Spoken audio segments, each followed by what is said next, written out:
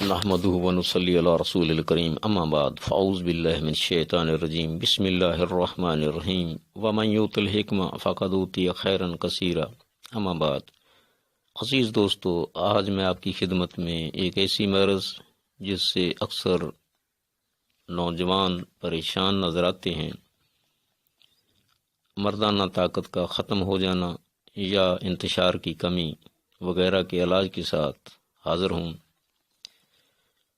دوستو، حقیقت یہ ہے کہ فطرت انسان ہے کہ جب تک جنسی طاقت بحال رہتی ہے، زندہ رہنے، زندگی سے لطف اندوز ہونے، کام کاج کرنے، کاروبار کرنے کو جی چاہتا ہے، اور انسان بیماری یا موت سے ڈرتا ہے۔ بدقسمتی سے جب یہ طاقت کم یا ختم ہو جائے تو انسان پریشان رہتا ہے اور بیچارہ حکیموں ڈاکٹروں سے علاج کرواتا پھرتا ہے، کیونکہ اکثر ڈاکٹر اور حکیم ان علامتوں کی وجوہات سے نابلد ہوتے ہیں، اس لیے مریض کا صحیح علاج نہیں کر پاتے۔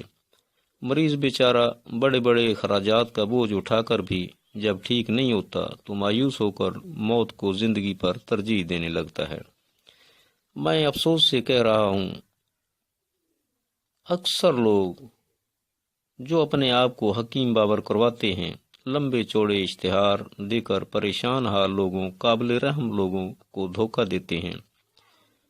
دراصل انہیں ان پریشان کن علامتوں کے وجوہات کا علم ہی نہیں ہوتا، اس لیے مریض کا مال بھی جاتا ہے، ساتھ صحت بھی برباد ہوتی ہے، زندگی سے مایوسی الگ، کیونکہ وہ ان رموز و اسرار کو نہیں جانتے جن کی وجہ سے مردمی انتشار ختم یا کم ہوتا ہے۔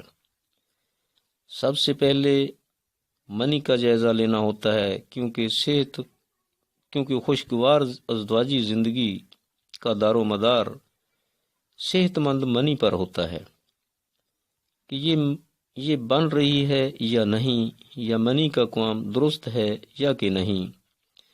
اگر منی میں نقص ہوں تو سب سے پہلے انہیں درست کیا جائے، اس کے بعد مقویبہ ادویہ نفس کے عضلات کو تحریک دینے کے لیے تلا یا ٹکور کروائی جائے، تاکہ نفس میں دوران خون درست ہو کر بھرپور انتشار ہونے لگے۔ عزیز دوستو، اس مقصد کے لیے میں آپ کی خدمت میں ایک ٹکور کا نسخہ پیش کرتا ہوں، جس کے استعمال سے انشاءاللہ جسے بالکل حرکت ہی نہ ہو اسے مضبوط انتشار ہونے لگے گا۔ اللہ کے فضل و کرم سے اگر منی کا قوام درست ہو تو اس ٹکور سے انتشار زبردست پیدا ہوتا ہے۔ تو میں آپ کو نسخہ بتا رہا ہوں: جند بدستر، لونگ، دارچینی، بہر بوٹی، کشتہ ازرکی، شنگرف، جیفل، اکر کرہا، یہ تمام ادویہ 25-25 گرام لینا ہے۔ تیل سرسوں 400 گرام لیں۔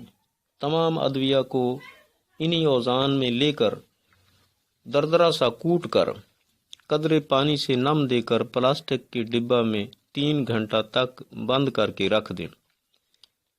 اس کے بعد تیل کے اندر ہلکی آگ پر پکائیں کہ جلنے نہ پائے۔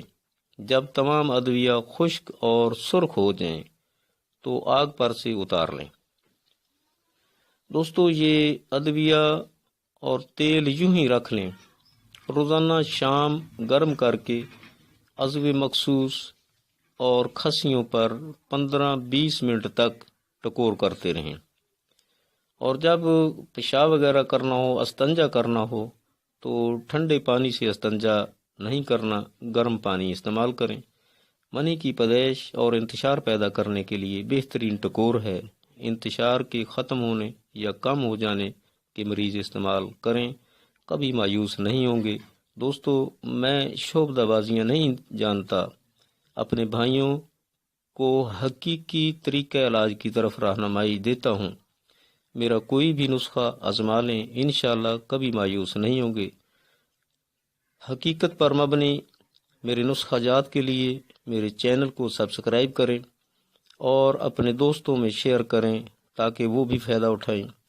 میرے اچھے کام اور میری کمی کوتاہی پر کمنٹس دے کر آگاہ فرمائیں۔ شکریہ۔ السلام علیکم ورحمۃ اللہ وبرکاتہ۔